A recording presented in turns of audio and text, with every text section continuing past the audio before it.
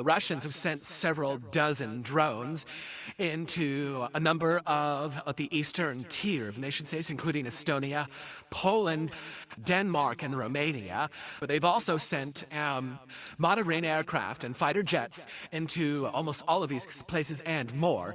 And the discussion now is whether or not the NATO states should actually meet them with lethal force and shoot them down when they make airspace violations. Donald Trump is now publicly on record as saying, yep, do it.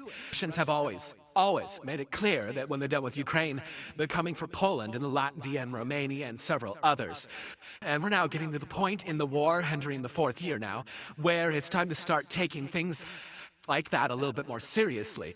Russians see that the only way that they can secure their interior territory is to re-anchor their borders in things that are more defensible, like the Carpathian Mountains or the Baltic Sea.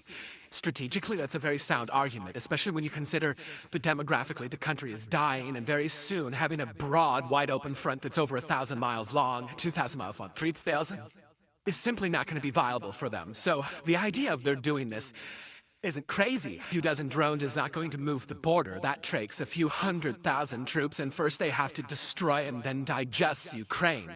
Well, they're trying to see what NATO is capable of. You'd think with a 20-year war on terror that the United States would have a really good idea of what NATO countries were capable of, but we really don't.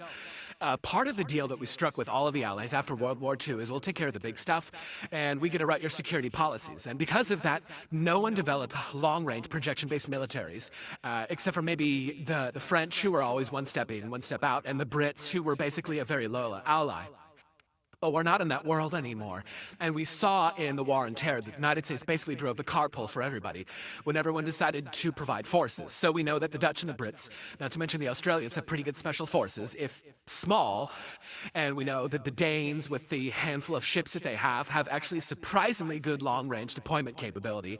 And then the Turks have no problem throwing 10,000 troops into a country that they border, whether it's Syria or Iraq. But beyond that, we really don't have a good idea what these countries are militarily capable of. There's some promising things going on. The Germans are going through a big rearmament. The Poles beat them to the punch and have been working on it for 3-4 years, but they haven't necessarily recruited the people they need to man the equipment. And so we really just don't know.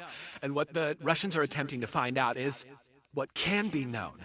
So if you get NATO countries to engage Russian forces, how do they do it? Do they do it with overwhelming force? Do they do it with tech?